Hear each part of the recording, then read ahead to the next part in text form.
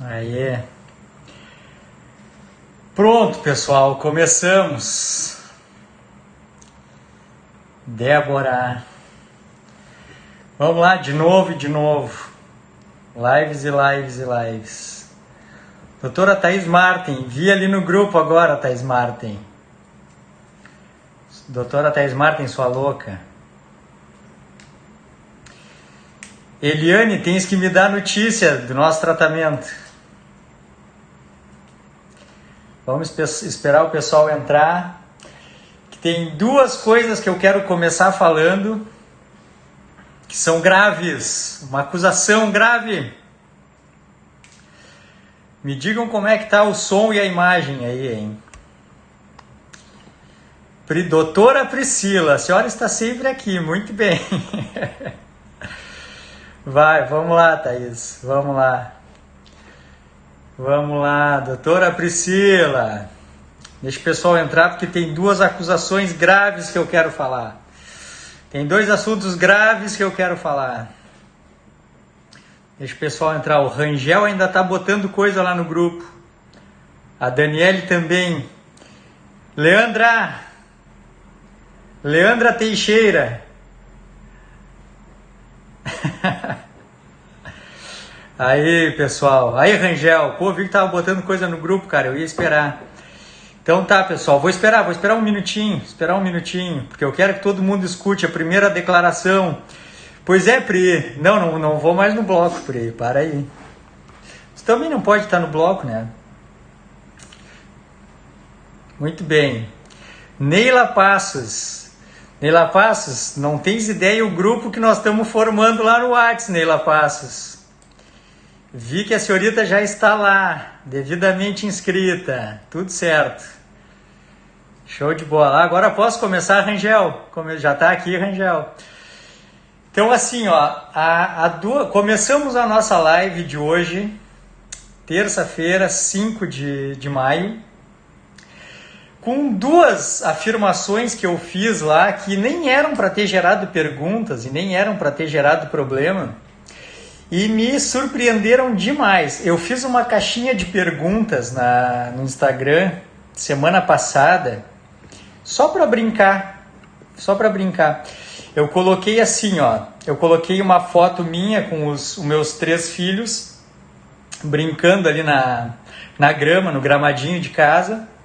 E coloquei uma afirmação na caixinha de perguntas assim, Se o sono estiver ruim e o estado emocional não estiver bom, que a exposição ambiental é capaz de melhorar o ambiente metabólico e melhorar o quadro. Assim. Então, querendo dizer o seguinte, então a exposição ambiental é capaz de melhorar o sono reparador e melhorar o estado emocional da pessoa. Eu botei assim porque eu estava tomando um chimarrão no gramado ali, achei um comentáriozinho, né?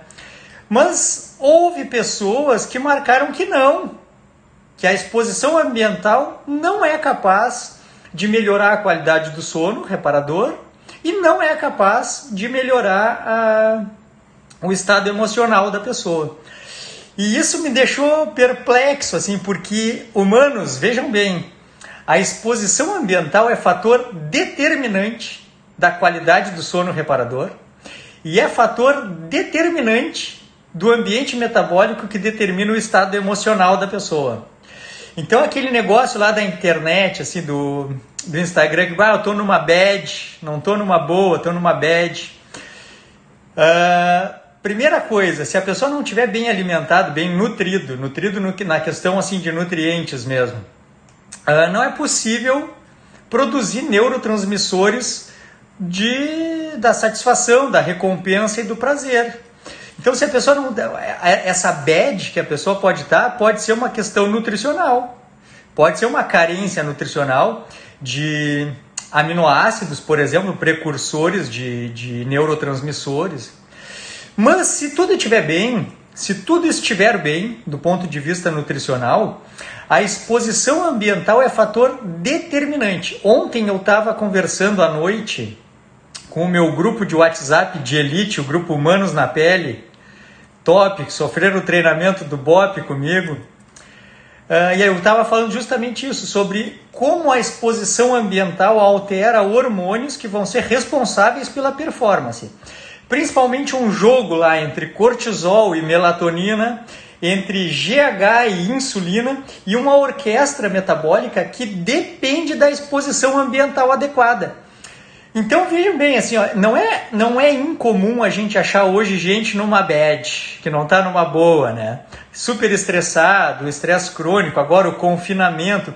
Vejam bem, eu coloquei essa pergunta lá no Instagram, aqui no Instagram, na caixinha de perguntas, bem no momento em que eu estava ali na rua com os meus filhos, pegando um solzinho, com os pés na grama. Vocês leram a minha última postagem ali do fim de semana sobre earthing?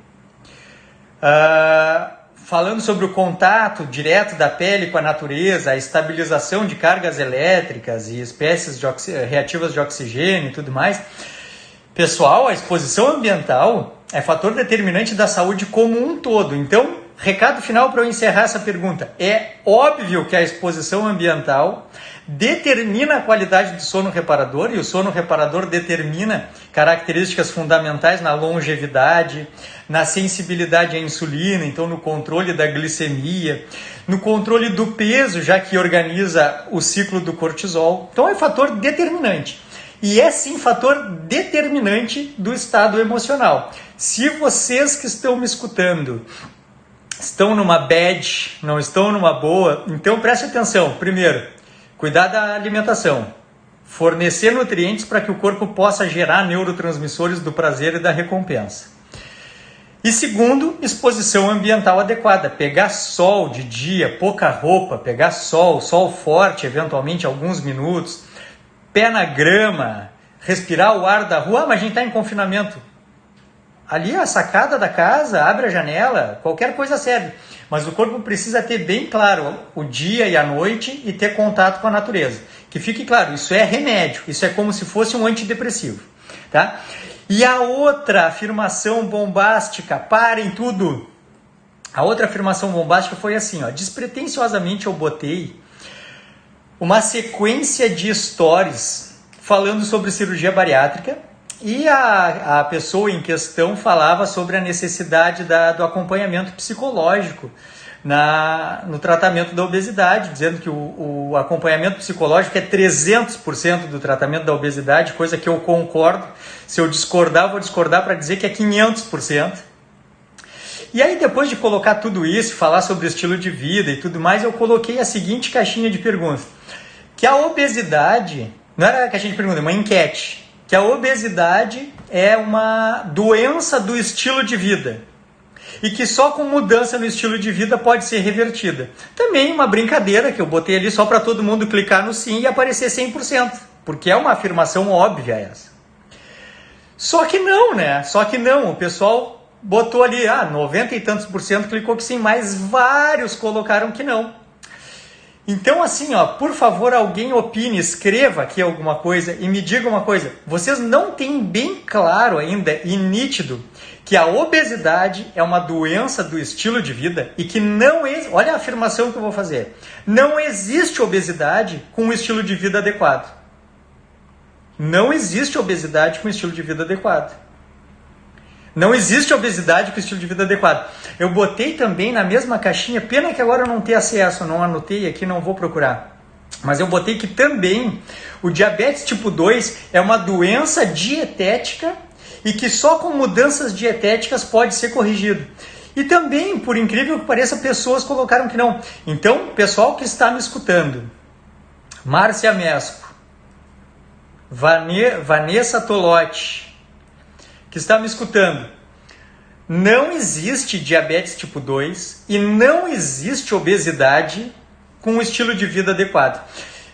Eu entendo que eventualmente alguém diga assim, mas eu não vou cuidar do meu estilo de vida porque as coisas que eu gosto eu não vou deixar, porque talvez a gente tenha a noção de que cuidar do estilo de vida para ficar forte, magro e saudável seja uma chatice, e não é. Cuidar do estilo de vida para ter um corpo jovem, forte e saudável é fácil, é bem fácil.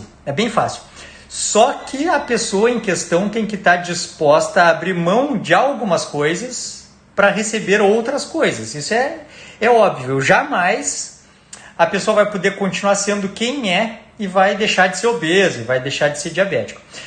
Isso é assunto para ser discutido ao longo do tempo no Instagram ou assunto para ser discutido nos grupos. Agora se inscrevam no grupo, vamos discutir sobre isso. A partir de sexta-feira vamos discutir pesado sobre isso.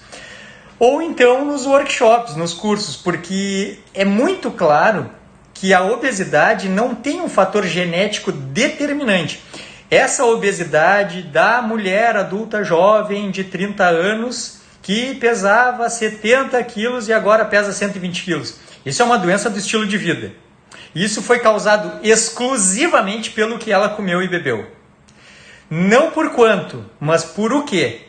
Não foi o sedentarismo, não foi o estresse crônico, não foi a qualidade do sono que não era boa. A pessoa que fica obesa, um adulto jovem, que chega aos 120 quilos é porque tem um estilo de vida insalubre, ponto. E o que precisa mudar é o estilo de vida. Pare de buscar tratamentos que lhes mantenham num estilo de vida insalubre buscando perda de peso. Por favor. Tá bem? Então vamos às perguntas. Vão deixando as perguntas aqui. Vamos lá. Ó, primeira pergunta. Primeira não. Antes de eu fazer a pergunta. Deliane Renzel, acho que eu te conheço, né? Não constasse comigo. Tem um link na bio ali para se inscrever nos grupos. Antes de eu falar a primeira pergunta, a quantidade de perguntas que tem é humanamente impossível de responder, nem em 10 lives, a lista de perguntas. Então não se sintam menos prestigiados por eu não conseguir responder alguma pergunta, porque é impossível. Deixa eu diminuir o ar aqui.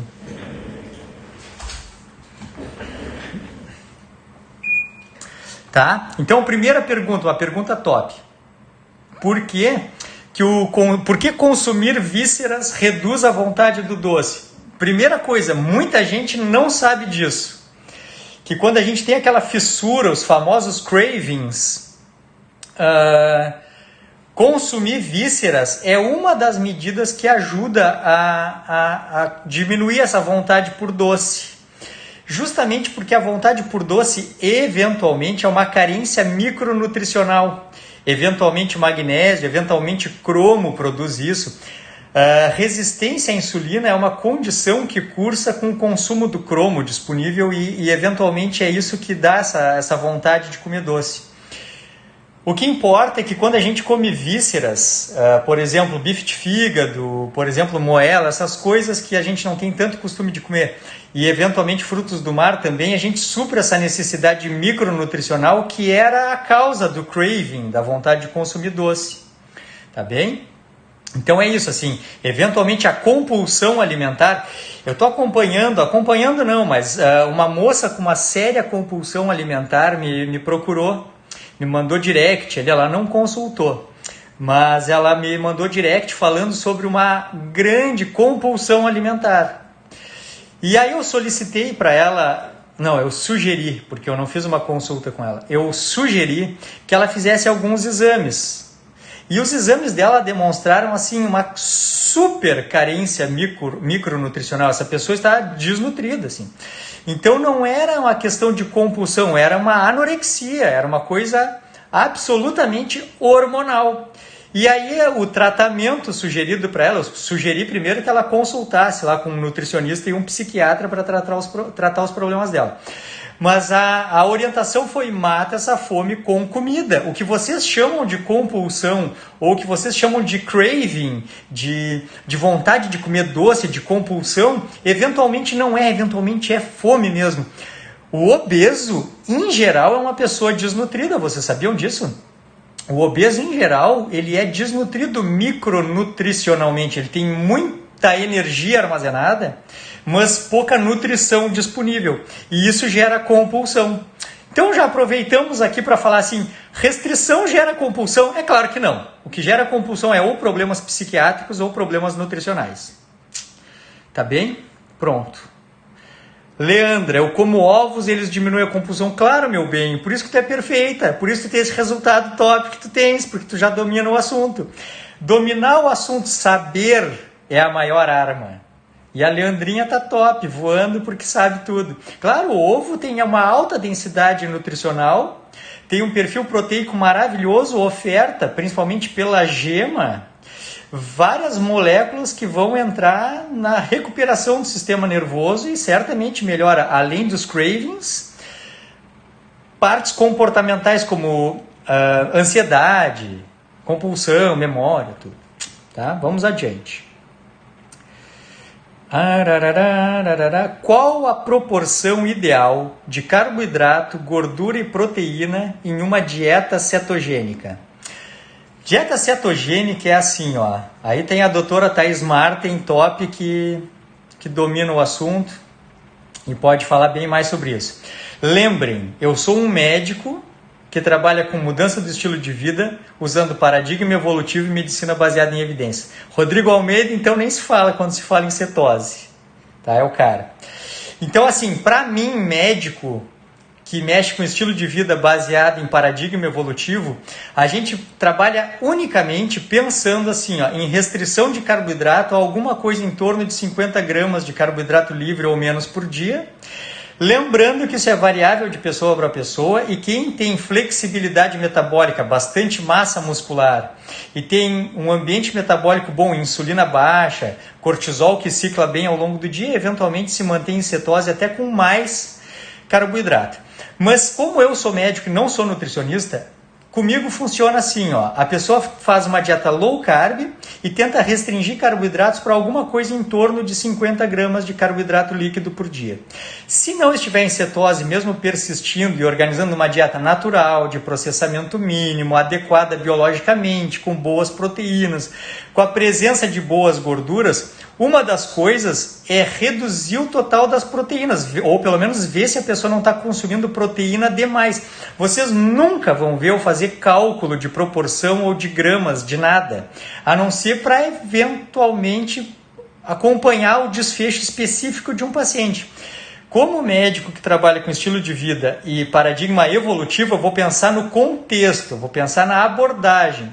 E se for importante para essa pessoa ficar em cetose persistente, acompanhada, eu vou chamar o Rodrigo Almeida, vou chamar a Thais Martin, vou encaminhar para um nutricionista e eles vão organizar bem a parte que não me compete, as proporções e as quantidades.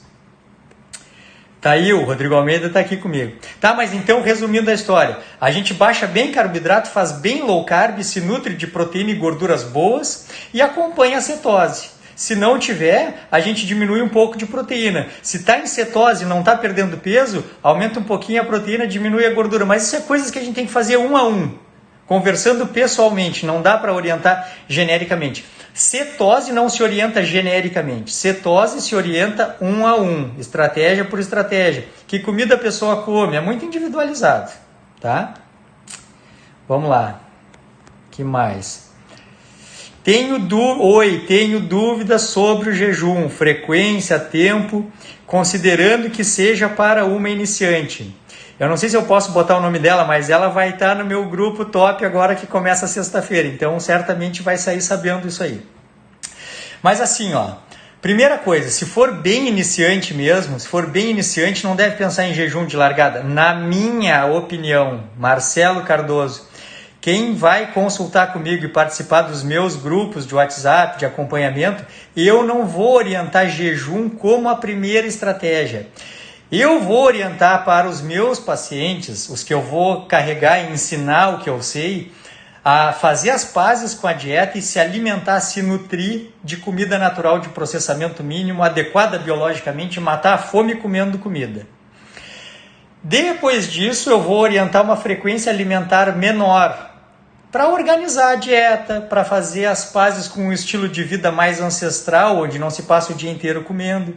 Em algum momento, durante o acompanhamento, durante o tratamento, eu vou sugerir que faça 2 refeições no máximo, sem beliscar entre elas. Então, tentar fazer aquele jejum intermitente 16/8, que é super estudado, bem tolerado por todos. E aí, assim, ó, de posse de conhecimento, cultura alimentar, aprendendo de onde as coisas vieram, por que a gente solicita que faça isso, como é que é uma dieta saudável para humanos, adultos, tudo. Se sentindo bem, a gente começa a propor jejuns maiores, eventualmente, assim, 24 horas. Hoje em dia, as coisas mais estudadas são 16, 8, 24, eventualmente até 36 horas, se vier o caso e condizer com a individualidade do paciente. Mas, respondendo mais objetivamente, seria assim, ó, um jejum por semana de 24 horas é uma beleza para quem já está acostumado com uma dieta adequada. Um jejumzinho de 24 é uma beleza, assim, para longevidade, para saúde metabólica. Então, para quem come toda hora, está melhorando a qualidade da dieta, eu diria assim, ó, estou mexendo meu chazinho aqui. Eu diria assim, ó, 1, 2 vezes na semana tentar fazer 2 refeições por dia sem beliscar. Se alimentar bem, comer bem, mas não beliscar. E 1 vez por semana fazer um jejum de 24 horas. Isso aí qualquer um pode fazer. Se tem saúde metabólica, se sente bem, tem um acompanhamento médico disponível. Por exemplo, está no meu grupo de WhatsApp, e manda o WhatsApp no grupo, Dr. Marcelo, eu quero fazer um jejum de 24 horas. Eu faço meia dúzia de perguntas e libero ou não e acompanho, e está tudo muito bem. Dariane Perini, bariátrica pode fazer jejum intermitente quanto tempo? Com relação a jejum, a pessoa, o paciente pós-bariátrica pode fazer jejum da mesma forma como um paciente que não fez bariátrica. Então, o paciente pós-bariátrica pode fazer jejum de 24 horas com acompanhamento médico, com acompanhamento nutricional, respeitando as suas individualidades, sendo liberado para isso? Pode. Paciente pós-bariátrica pode fazer um jejum maior com acompanhamento médico, acompanhamento nutricional adequado para o seu caso? Claro que pode.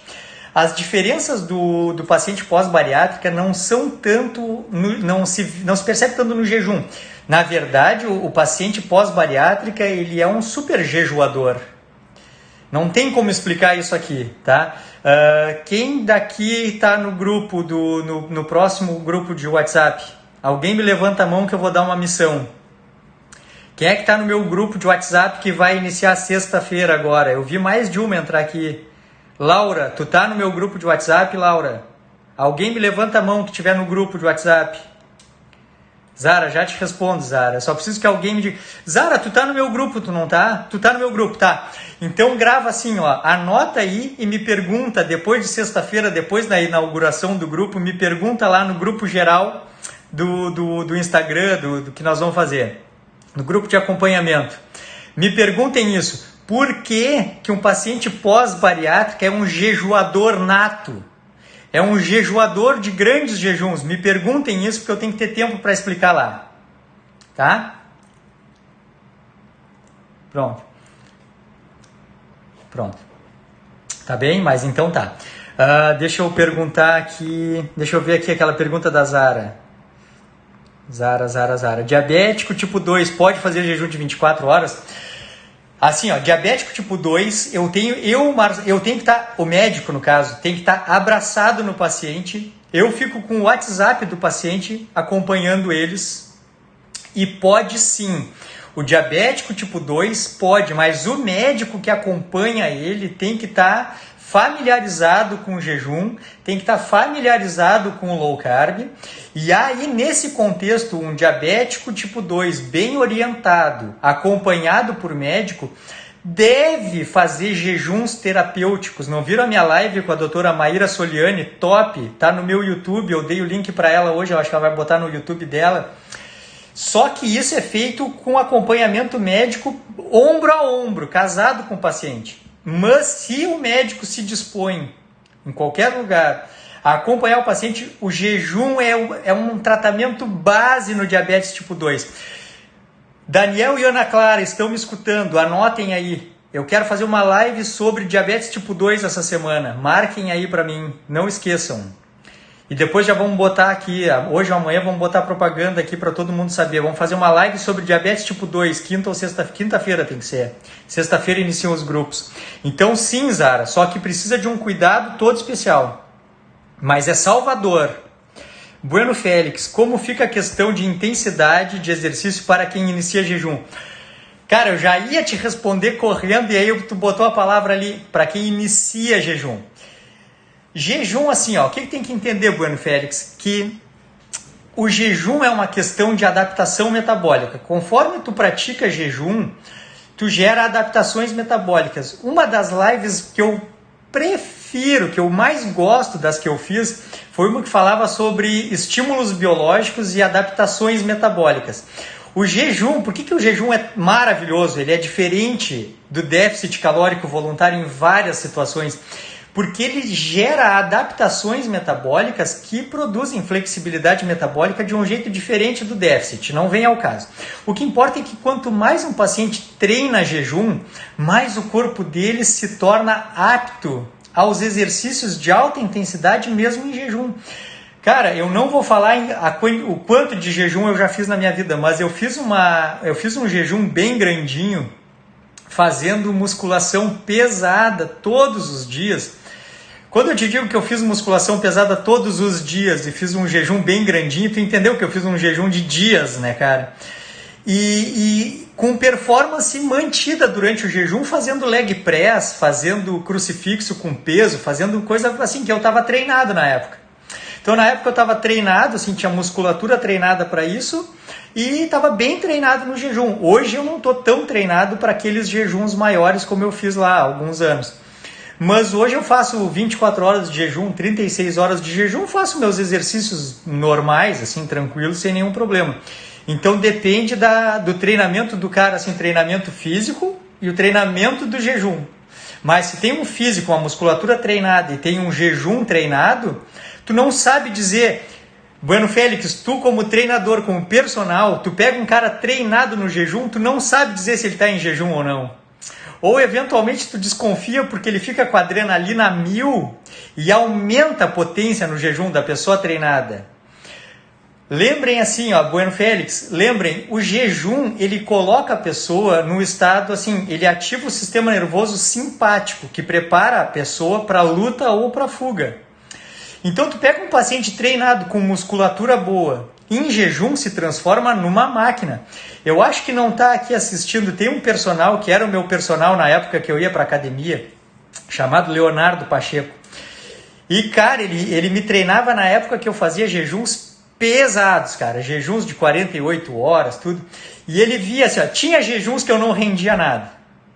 Mas tinha jejuns, cara, tu imagina, eu sou seco, eu sou magrão, eu tenho 1,72 m, hoje eu tô com 65,5 kg, eu tô magrão mesmo, magrão. Só que, cara, com esse físico assim magro, eu conseguia lacrar as máquinas de crucifixo, fazia coisas horríveis, que hoje eu não consigo, não tô treinado. Tá? Então, o jejum é uma questão de treinamento, é isso. Tá? É que me deixa falar sobre jejum low carb e nós ficamos aqui até amanhã, né? Deixa eu ver o que mais aqui. Parará. Dieta cetogênica pode causar problemas no cérebro? Essa é uma pergunta assim, que eu gostaria que tivesse comigo aqui para responder. Os ícones da medicina baseada em evidências, porque tem aqui nessa pergunta uma chave da medicina baseada em evidências que é assim, ó. Existem estudos de nível A, 1A de evidência científica que demonstram que a dieta cetogênica traz benefícios para o cérebro. Então, se uma coisa traz benefício, como ela pode causar malefício? É impossível. Tá? É que nem aquele estudo que mostrou que uma dieta com mais alto teor de proteína melhora o diabetes. Então, como é que eu posso dizer que uma dieta com mais proteína causa danos renais no diabético se ela está associada à melhora da função renal no diabetes? Então, é impossível. Então, a dieta cetogênica não causa lesão cerebral. Nunca confundir cetose, dieta cetogênica, com cetoacidose diabética, que são coisas diferentes. A cetose nutricional, ela é benéfica para o cérebro. As cetonas, os corpos cetônicos, são o supercombustível do cérebro. Tá bem? Não tenha medo de fazer dieta cetogênica por isso, por medo de lesão cerebral, jamais. Leandra Teixeira, por que não produz mais grelina? Não entendi se é uma pergunta ou se isso é uma afirmação, então eu vou deixar quieto. O que devo comer e parar de comer para diminuir minha crise de fibromialgia? Nara Ortiz, paciente top. Nara Ortiz, o que devo comer e parar para diminuir minha crise de fibromialgia?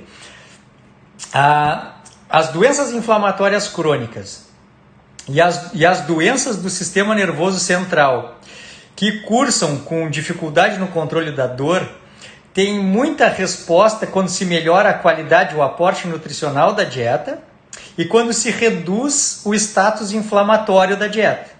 Então a primeira orientação é parar, não é diminuir, é parar de consumir farinha, açúcar, óleos vegetais e álcool e testar a resposta ao leite e aos laticínios.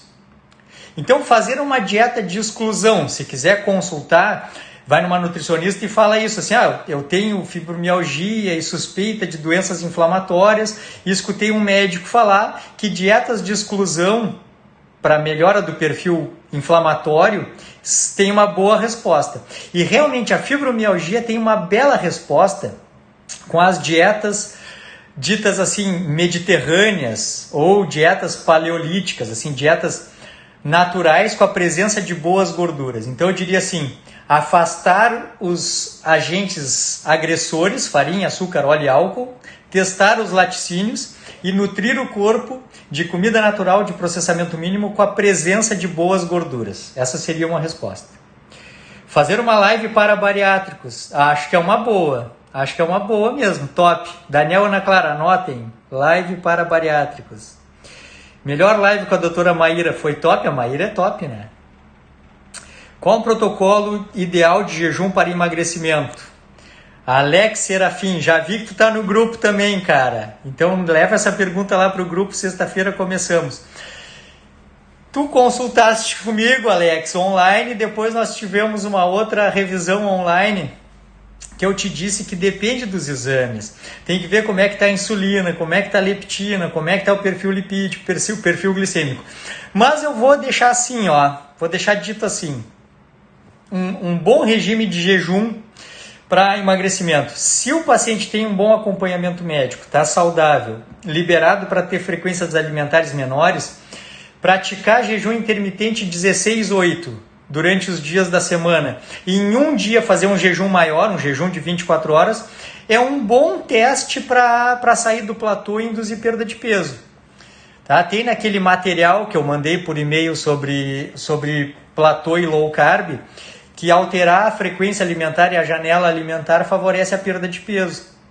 Então eu diria que assim, Alex, 2 refeições, almoço e janta, e eventualmente um jejum de 24, é uma coisa que funciona muito bem, tá?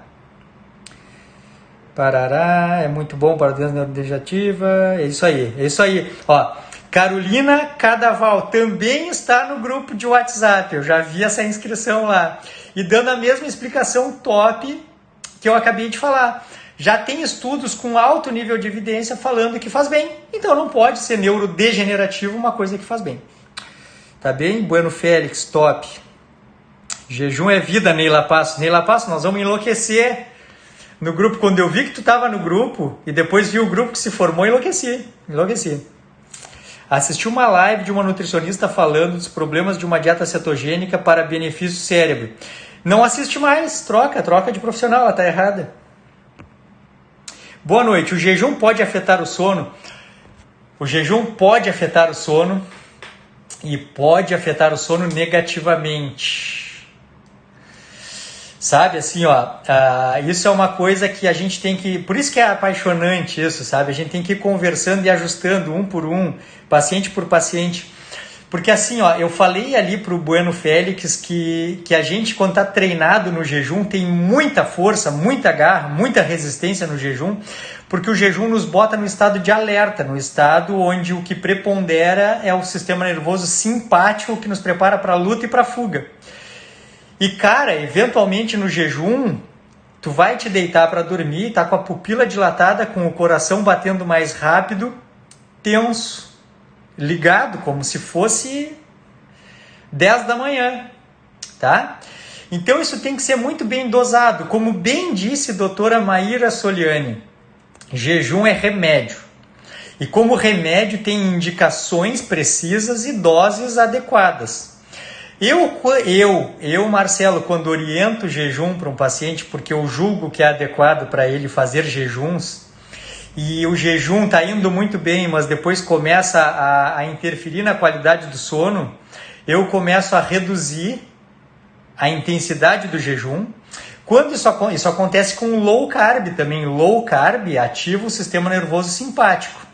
Gravem uma coisa, insulina baixa com tônus simpático aumentado, adrenalina, noradrenalina, é o ambiente metabólico que mais oxida gordura em humanos. Não vou repetir, gravem isso. Me perguntem no grupo sexta. Então, quando a gente faz low carb, tende a ficar ligado. Termina aquela sonolência, tudo, a gente tende a ficar ligado. E aí, quando isso atrapalha na qualidade do sono, eu tento outras coisas antes. Suplementação de magnésio, suplementação de melatonina em dose baixa. Alguns truques que a gente usa no jejum. Mas, eventualmente, eu suspendo o low carb, devolvo bons carboidratos, por exemplo, raízes, tubérculos, frutas. E quando é o jejum o causador, eu eventualmente suspendo os jejuns também. Porque, cara, assim, ó, low carb jejum, a gente pode repetir de novo, ajustar a dose, usar de novo. Então não tem por que insistir. Jejum, low carb e qualquer mudança de estilo de vida que estão disponíveis para nos promover saúde, bem-estar, longevidade, tem que ser prazeroso. Não tem essa assim, não, eu vou fazer o jejum e vou ir até onde eu aguentar. Não, tá errado, não pode ser assim, Tem que ser prazeroso. Eu vou fazer low carb e vou esticar low carb até onde eu aguentar. Não pode ser assim, tem que ser prazeroso. Tem que compor um estilo de vida prazeroso, adequado, onde haja melhora da qualidade do sono, melhora da energia no dia a dia, eu faço low carb deixa mal-humorado. Não pode, tá errado. Por isso que fazer as coisas sozinhas, vou olhar na internet, vou fazer tudo sozinho, vou fazer low carb, jejum, tudo. Aí morre de cãibra, dor de cabeça, mau humor, não dorme.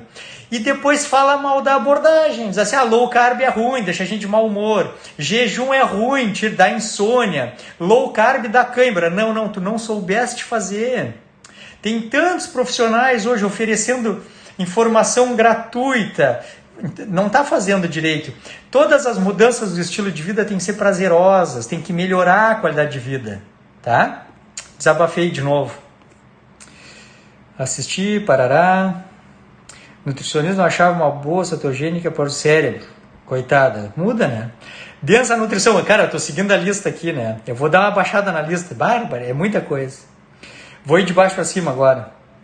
Jejum e apenas comida líquidas liberados. Chimarrão também. Comida líquida, não. Como assim comida líquida? Isso é um erro crasso. Liquidificar, fazer caldo de ossos, por exemplo, liquidificar a parte sólida e consumi-la, jamais. Jejum é a ingestão de líquidos naturais não calóricos. Então, água, chá, café, chimarrão, limonada, água com gás com limão, água com gás e uma pitada de sal, caldo de ossos, mas só a parte líquida da jogada. Tá? Uma grande hidratação. A hidratação é mandatória no jejum. O líquido de hidratação no jejum é a água, por excelência, mas jejuns maiores devem ser hidratados com caldo de ossos. Um rapaz perguntou, diz que o personal falou que era impossível hipertrofiar em low carb. E aí eu estava falando que seria uma questão assim, eu perguntei se conhecia o cisne negro, que é aquela teoria que diz que basta ter uma pessoa que contraria aquela verdade, essa verdade deixa de existir. Então eu conheço pessoalmente mais de uma pessoa que teve resultados muito bons de hipertrofia em low carb e dieta cetogênica, mais de um. Então, certamente, o que a gente tem que levar em consideração? Primeiro que hipertrofia tem uma tendência genética de conseguir ou não conseguir, sem usar esteroides anabolizantes, pelo menos. E depois dessa tendência, tem a própria tendência da pessoa tolerar melhor ou não low carb. O que a gente não pode dizer é que não existe hipertrofia em low carb ou dieta cetogênica. Isso só que não pode falar, porque é errado. aquela questão assim de ter que ter carboidrato para ter a indução anabólica do carboidrato, do pico de insulina, de ter que ter carboidrato para ter força e ter trabalho suficiente, volume de treino para hipertrofia, isso não é verdade. Agora, o que é verdade é que assim, ó, na prática, low carb, jejum, não é para hipertrofia. Dá, sabe? Dá e não tem problema nenhum. A grande questão é que se tu tá buscando hipertrofia, tem que ver bem o que é que tu tá buscando. É isso aí. Tem que ver bem o que tu tá buscando. Se tu tá buscando aquele corpo bodybuilder, talvez tu não sejas um bom praticante de low carb e jejum. Então tenta não misturar as coisas assim. Parece, e se tem mais experiência em fazer uma dieta hipercalórica, hiperglicídica, hiperproteica lá para hipertrofia. Funciona muito bem. Uma coisa que eu aprendi é o seguinte: a gente não pode desconsiderar o conhecimento que foi acumulado empiricamente com o tempo. Os grandes bodybuilders do passado, os Schwarzenegger da vida, não quero falar sobre esteroides anabolizantes, mas eles faziam aqueles grandes ciclos com um monte de carboidrato, etc. Então tá bem, assim, a gente não pode desmerecer o conhecimento que as pessoas têm. O que a gente não pode só é falar que não existe hipertrofia em low carb e jejum. Isso está errado. Agora, se a pessoa deve ao mesmo tempo implementar treinamentos de força visando hipertrofia, ao mesmo tempo que vai praticar low carb e jejum, na minha opinião, acho que está misturando realidades diferentes. Acho que não é o caso, a não ser por experimentação pessoal. Eu fiz isso. Eu treinei forte para hipertrofia em low carb e jejum. Porque era quando eu estava estudando isso, eu queria saber como é que o meu corpo se comportava. Agora, se eu tivesse interesse unicamente em hipertrofia, assim, e seguir o caminho mais fácil, eu faria o tradicional com carboidrato, com bons carboidratos. Usaria boas gorduras, bons carboidratos, não me preocuparia com isso. Então, depende de novo, depende do paciente. Só o que a gente não pode dizer é que é impossível, porque não é. Cetogênica há 3 anos, exames em dia, mas a glicemia a 95, porque não entendo. Como assim? Tranquilo, eu não entendi qual a dúvida, porque isso está normal, está tudo bem. Me manda um direct, vamos conversar melhor sobre isso, tenta te explicar melhor. O que tu esperavas da glicemia, que fosse muito mais baixa, 60, 50? A glicemia é normal. A glicemia não depende tanto assim da ingestão glicêmica. O controle glicêmico ele é hormonal. Gliconeogênese versus glicogenólise hepática, já que a glicogenólise muscular ela é para suprir as necessidades do próprio músculo. Mas isso tudo é orquestrado por insulina, glucagon, cortisol. Não tem tanto a ver com a carga glicêmica com a carga glicêmica da dieta. Não te esquece que o fígado vai usar aminoácidos das proteínas da tua dieta cetogênica, vai usar o glicerol vindo da oxidação das tuas próprias gorduras, vai usar a gordura ingerida também na gliconeogênese. Eu não entendi a tua pergunta. A glicemia fica normal na dieta cetogênica. Que mais? Já vi que o Henrique Altran entrou. Agora perdi. Vamos ver se as outras... as perguntas continuam aqui, ó. Perguntas continuam aqui. Devemos dar mais prioridade para as proteínas na low carb? Sim. Sim. Se tivesse que responder com uma palavra, sim. Sim, por vários motivos. Assim, eu na minha história, estudando isso por um momento, lá quando Jason Fung também teve essa confusão lá no passado, a gente achou que se tivesse proteína demais, poderia atrapalhar assim, o emagrecimento e a performance na low carb e no jejum. E hoje sabe que não. Hoje se sabe bem que o total proteico a ser ingerido ele é controlado pelos mecanismos de fome e saciedade até que se atinja um alvo proteico específico para o momento da pessoa. Não existe proteína demais com comida natural de processamento mínimo. Existe proteína demais com suplementação de whey, albumina, etc. Mas não existe proteína demais com ovo e carne. Tá? Então, certamente, assim, uma low carb bem feita, ela prioriza boas proteínas e a presença de boas gorduras. Mas vamos dizer assim que a saciedade deve vir das proteínas com a presença de boas gorduras E aí com uma presença variável de vegetais de baixo amido. Carolina Cadaval, eu ganhei massa magra e faço low carb, cetogênica, paleo. Isso é a minha dieta. É a minha dieta. A minha dieta é o quê? É dieta humana. É dieta humana. Comida natural de processamento mínimo, às vezes com mais carboidrato, às vezes com menos carboidrato, às vezes cetogênica, às vezes não. Às vezes com mais proteína, às vezes com menos, mas comida de humanos. Vai te dar muito bem no grupo, Carolina. Que mais aqui? Não sei se você respondeu sobre carga glicêmica. Se misturar carboidrato com proteína, isso poderia diminuir? Com certeza. Com certeza. Comer o carboidrato... O Henrique Altran, grava esse nome, Ricardo e Paula. Ricardo e Paula, né? Vai no Instagram do Henrique Altran, ele fez um post top sobre isso, mostrando se a gente come o carboidrato antes, durante ou depois. E a resposta insulinêmica e, portanto, a resposta glicêmica ela é melhor quando o carboidrato vem depois, quando já tem proteína e gordura no intestino e no estômago. E favorece, sim. Vamos dizer que aumenta um pouco a tua liberdade. Se for para consumir, então que seja junto com proteína e gordura. Que mais? O Henrique Altran tá aí, depois tu vai lá ver, lá no Instagram dele. Low carb com viés carnívora. Eu não faço low carb com viés carnívora, Neila Passos. Eu faço paleo, mas não faço...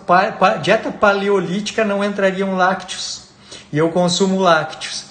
Dieta paleolítica não entraria grãos. E eu eventualmente como arroz, feijão, assim, leguminosas. Não entraria.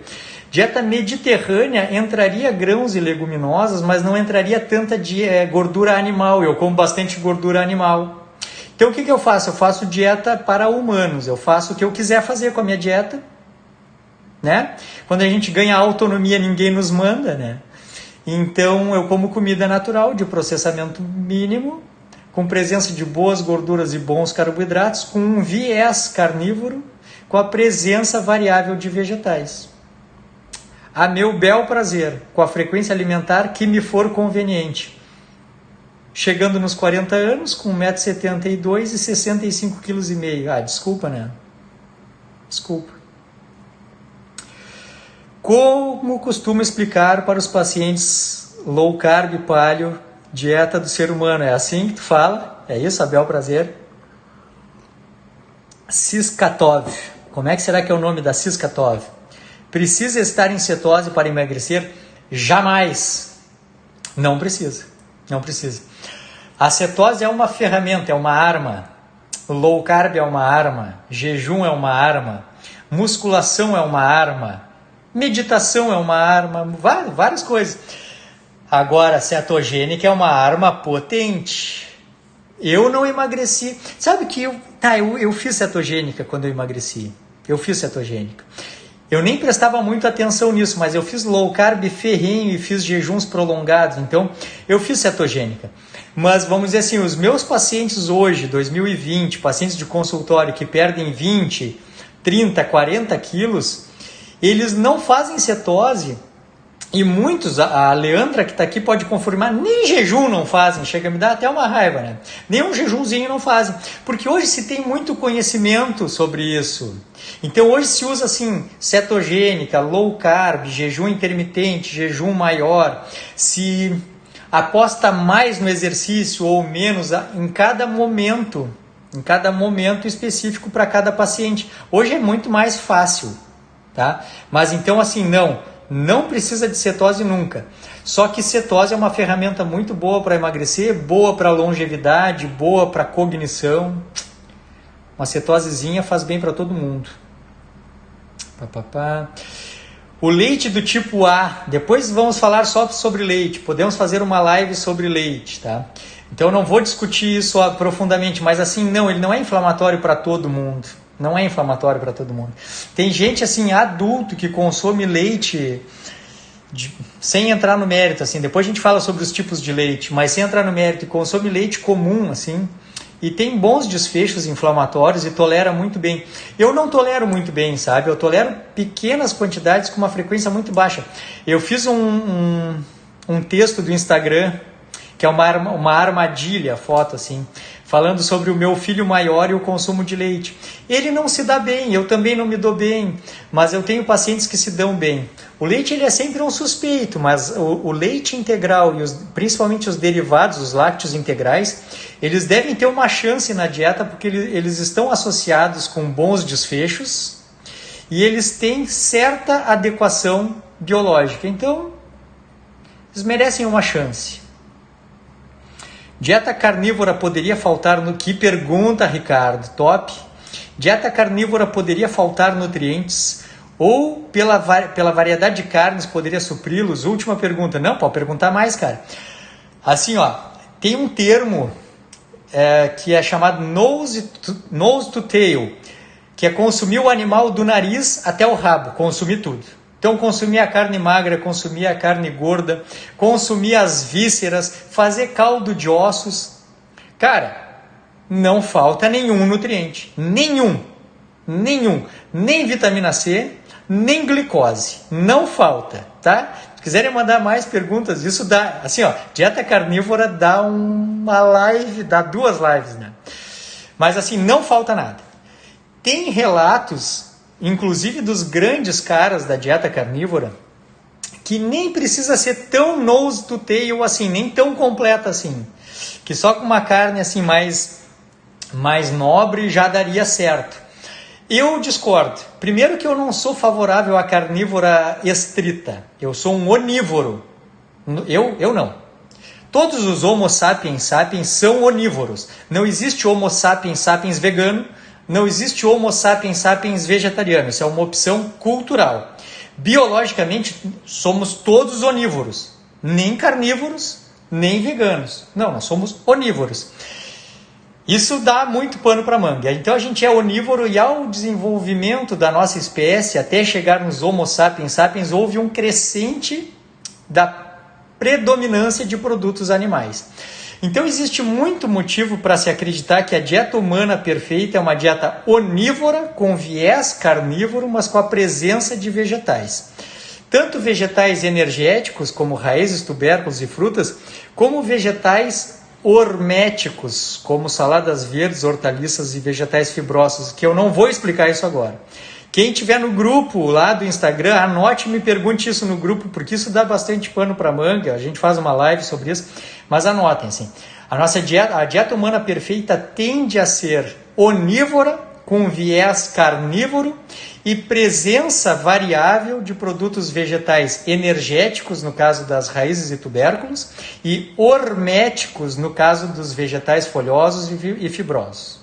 Pronto, não falo mais sobre isso. Então, dieta carnívora, se for completa, nose to tail, não falta nada.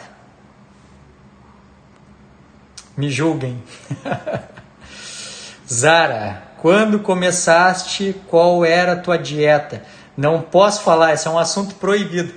Eu fiz assim, eu fui mal orientado no começão, assim, porque eu fiz uma dieta super restritiva, super... Hoje eu comentei com uma paciente que consultou hoje, aqui no consultório, com todos os cuidados de distanciamento social, álcool gel e máscaras. Então eu voltei a atender, pelo menos temporariamente, com todos esses cuidados, até que se ordene que não se faça mais isso. Tenho preferido consultas online, mas organizou-se. Hoje eu fiz um dia de consultório com todos os cuidados. E para essa paciente, eu expliquei para ela isso, assim, que eu fui mal orientado. Eu comecei a fazer uma dieta, eu não vou explicar como é para nenhum de vocês enlouquecer e tentar fazer a mesma coisa. Mas eu fiz uma dieta muito restrita, não me ensinaram essas coisas que eu ensino para vocês e que eu vou ensinar no grupo a partir de sexta-feira. Não me falaram isso. Me disseram assim, low carb, jejum. E aí eu fui para a vida, né? E aí tive muita cãibra, dor de cabeça, mau humor, hálito ruim, fraqueza, tudo. Então foi ruim. Não vale a pena saber como eu fiz. Vale a pena saber como se faz hoje. Então tu vai aprender lá no grupo. Me pergunta depois lá de novo, eu te digo. Tá? Leandra, fez um jejum de 24, é verdade. A Leandra nunca tinha jejuado. Mas pelo comportamento de grupo, ela acabou se incentivando, fez um jejunzinho, passou top, achou barbada. Vamos lá. Leite não me dou bem, eu também não me dou bem. Vísceras, carnes completas em nutrientes. Com certeza. As vísceras são, é a frase do Instagram, né? Vísceras são o polivitamínico da natureza. Seria bom até comer farinha de ossos. Eu acho que sim, sabe, ô Débora? Eu acho que sim. Eu já pensei isso. Vou falar uma coisa então para vocês agora. Vou falar uma coisa. Eu faço para os meus guris lá em casa, eu faço farinha de frango.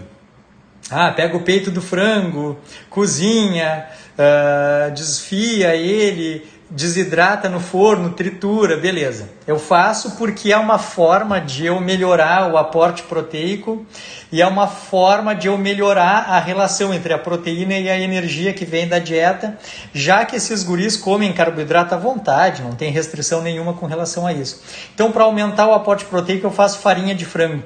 Isso é uma coisa que eu fico com uma pulga atrás da orelha, assim, porque a dieta humana perfeita, ela vislumbra processamento mínimo.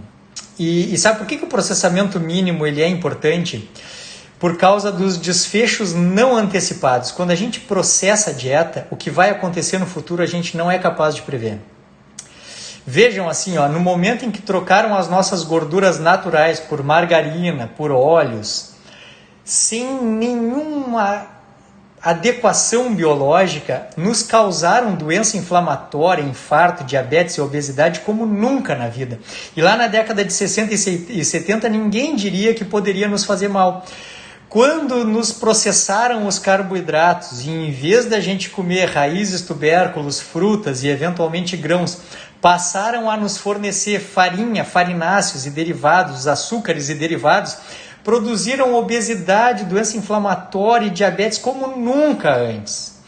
Então a gente foi, da década de 60, 70 e 80 até agora, vítimas de experimentações nutricionais idiotas, sem nenhuma adequação biológica e sem poder prever o desfecho. Então quando a gente pega e diz, vou fazer farinha de frango, vou fazer farinha de ossos, o paradigma evolutivo nos faz pensar assim, qual a chance de o arcabouço genético que nos fornece o ambiente metabólico para trabalhar com os nutrientes e a energia do ambiente tenha sido exposto a farinha de frango ou correlato e farinha de ossos ou correlato nos processos evolutivos? É muito difícil. Então eu acho que a gente deve cuidar até mesmo das nossas suplementações ancestrais para não perder a mão e se desviar do principal da dieta, que é o processamento mínimo e a adequação biológica. Então eu acho que se alguém me desse farinha de ossos hoje, eu acho que eu não comeria e eu não usaria. Eu usaria o caldo de ossos, certamente. Eu consumiria as vísceras, consumiria a carne gorda, a carne magra, as raízes e os tubérculos, jejuaria, porque isso certamente tem uma base sólida no paradigma evolutivo. Então eu consigo garantir o futuro. Com o processamento eu perco a garantia e os desfechos não são previsíveis. Desabafei de novo. Feliz, notícia boa, estou amando a carnívoro. Carnívoro é top, só tem que adequar os conceitos e as filosofias. Onívoro, me identifiquei, claro, com certeza. Hoje comi fígado e ossobuco, top, tá resolvido, top. Carolina Cadaval, como muita carne, praticamente faço carnívora, mas gosto de comer um legume. Beleza, eu também. Tomate, abobrinha, eu também. Pimentão, sabe que o pimentão, o tomate, a berinjela, eles são de um grupo vegetal que eventualmente também não é bem tolerado. Assim. Eu tolero bem tudo isso. Então como tudo, sem problema. Então eu tenho uma dieta onívora com viés carnívoro e presença de vegetais a meu bel prazer. Dieta top. Tá? Débora, concordo. Somos semelhantes aos suínos. Sei lá, deve ser, se tu diz. Na minha época da cardíaca, quando eu operava lá, contratado do Quintanilha na cardíaca, era prótese valvar aórtica, mitral, mas a aórtica que normalmente era suína. O sal, quando começamos jejum cetogênica low carb, temos que aumentar. Evolutivamente, nossos ancestrais não tinham sal. Evolutivamente, nossos ancestrais tinham sal, sim. Quando a gente come o animal inteiro e consome tudo, incluindo as vísceras, incluindo o sangue, a gente consome uma grande quantidade de sal. Uma grande quantidade não, a quantidade ideal de sal. Eu assisti uma palestra uma vez de um cara, eu não vou me lembrar o nome dele, mas é um catalão, ele estava dando uma palestra na Universidade de Madrid, eu estava assistindo online esse troço. E ele dizia assim que o nosso processo evolutivo desde lá, os primeiros hominídeos, quando houve aquela migração pelo sudeste da África, foi baseado no consumo de produtos em peixes e frutos do mar. Então a gente tem uma necessidade assim, do consumo de sódio muito relacionado à nossa interação com a ingestão de peixes e frutos do mar. Esse é um assunto bem legal de estudar. Assim. Mas a nossa dieta, a dieta humana perfeita, ela tem bastante sódio vindo dos animais, do consumo do animal inteiro, nose to tail, e dos peixes e frutos do mar. A gente evoluiu primeiro pelo litoral do sudeste da África, e muitas das características metabólicas que a gente herdou de necessidade da osmolaridade mantida por sódio vem dessa questão assim, do início da vida nos mares e depois da evolução. Viagem, né? Viagem total. Mas é real isso. Então, não, a dieta ancestral tem bastante sal, sim. E uma coisa que quando falta sal para animais em regime de vida livre, animais assim, selvagens, quando falta sal, eles procuram salina e lambem calcário para buscar sal. O sal certamente é fundamental e a gente deve repor sal por conta dessa nossa dieta ocidental que foi nos restringindo o sal geração após geração. Consigo jejuar durante o dia, mas à noite tenho insônia. É aquilo que eu falei lá, Aline. Então tem que ajustar esses regimes de jejum. A gente tem que conversar sobre isso pessoalmente, tem muita coisa para falar sobre isso. Tem gente que faz farinha com as cascas dos ossos. Pois é, eu entendo isso, eu entendo. Mas eu sou um pouco contrário porque depende. Eu não gosto de mexer muito no nível de processamento da dieta. Porque a gente começa a ter mais chance de incorrer em risco, em erro. Muito obrigado pela resposta, admiração, obrigado. Tá? Vai cuidar dos filhos, vou cuidar dos filhos. Eu tenho que cuidar dos meus também. Minha mulher deve estar lá me esperando, feliz, louca para que eu chegue em casa. Vi um estudo sobre farinha de casca de ovo. Pois é, mas cuidado, eu não quero. Vocês vão ver, tu vai estar no grupo lá. Me pergunta no grupo sobre a minha opinião sobre suplementações. Tu vai ver o que eu vou te falar. Ovos batidos, parará. Então tá. Mais uma perguntinha então. Não, vamos até 8h30, tá? Vamos 8h30.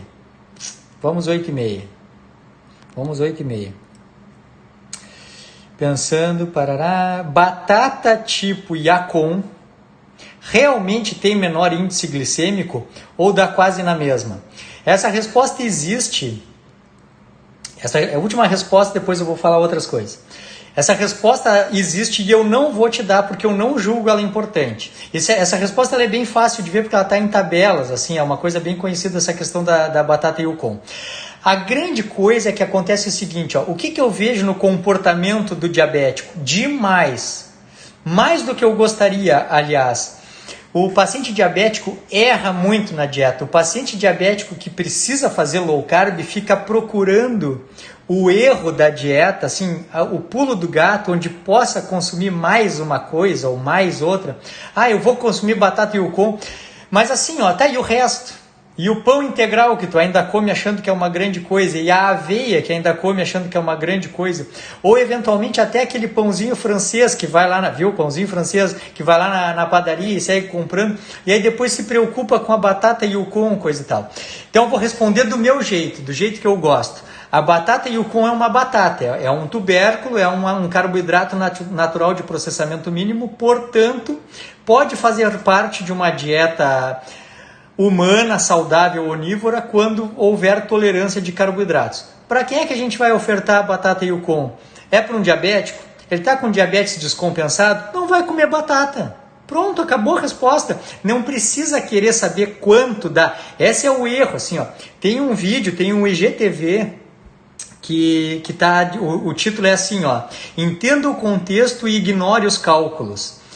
Paciente diabético precisa fazer low carb, o médico está pedindo, o nutricionista está organizando, é low carb, não vai comer batata. Não vai pesar para comer 20 gramas de batata, não vai comer batata. Melhora esse perfil de flexibilidade metabólica, organiza isso e depois devolve, testa no glicosímetro, faz exame, vê quanto tolera, assim como batata doce, assim como banana, assim como aipim. Pronto, não existe alimento mágico. Nós estamos em 2020, não existe alimento super poderoso, super alimento. Tá bem? Então tá, pessoal.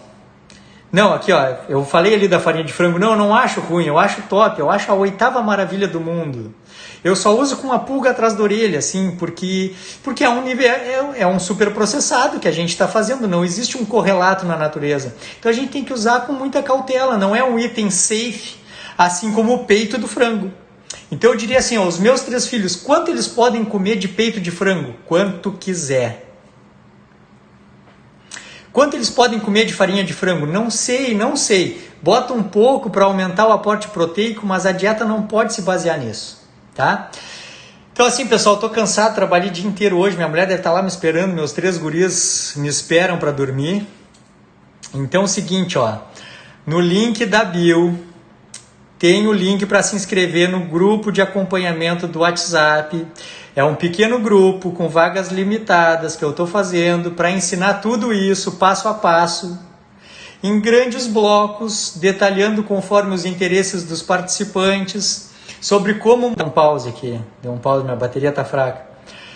Sobre como, é um grupo de WhatsApp, sobre como mudar o estilo de vida, trazendo para o estilo de vida características humanas, baseadas no paradigma evolutivo, no que há de melhor na medicina baseada em evidências. Entendam bem, não é um grupo de WhatsApp comum. É claro que não. É muito mais do que isso. Vamos dizer que seja assim, ó. Existe um grupo de WhatsApp comum de fofocas e notícias fake news. E existe o workshop do Dr. Marcelo, onde ele fala tudo, explica tudo. Esse grupo que eu estou propondo é o meio do caminho. É um grupo de WhatsApp que eu vou comandar, eu vou estar presente pessoalmente, já tem vídeos gravados com videoaulas, onde eu vou ensinar essas coisas, como começar, como construir um estilo de vida baseado nesse conhecimento, e vou conduzir vocês até o dia 2 de junho com conhecimento de mudança do estilo de vida e o impacto dessas mudanças no ambiente metabólico. Então me perguntaram ali, eu acho que vai ser só mais um grupo de WhatsApp. É óbvio que não, porque é um grupo de WhatsApp que é como se fosse. É como se fosse um curso, não é um curso. Eu não tenho a obrigação de fazer uma apostila e explicar os detalhes de tudo. Eu vou me tornar disponível pessoalmente para explicar a minha abordagem médica do início ao fim, dando as bases. Depois, conforme vocês forem querendo se aprofundar, a gente faz outro grupo mais avançado sobre isso, a gente organiza outras coisas. Mas é a chance do iniciante, daquela vizinha lá que quer aprender, que já se identificou. Esse não é um curso, não é um grupo para convencer ninguém de nada. Quem tem que estar lá é quem já está dando sangue para mudar de vida e melhorar a qualidade de vida. Eu não vou gastar nenhum minuto para convencer ninguém de nada lá. Eu vou ensinar quem já está mudando de vida a fazer isso da melhor maneira possível. Lembrem que eu falei que o meu começo foi ruim? A minha experiência foi ruim? Esse grupo de WhatsApp serve para apresentar para vocês uma experiência boa. Pronto. Então, é um grupo de WhatsApp comum? Claro que não. É um curso, um super curso do Dr. Marcelo? Claro que não. O que é? É um mini curso, é uma conversa organizada que demonstra a minha abordagem para tornar fácil a caminhada de vocês. Pronto, cansei, tô seco, tô cansado, tô com sono, tá? Foi um prazer mais uma vez. Certamente semana que vem teremos outra live, eu vou continuar respondendo, a gente segue conversando, tá? Foi um prazer, pessoal, tudo de bom. Até mais ver. Um abraço.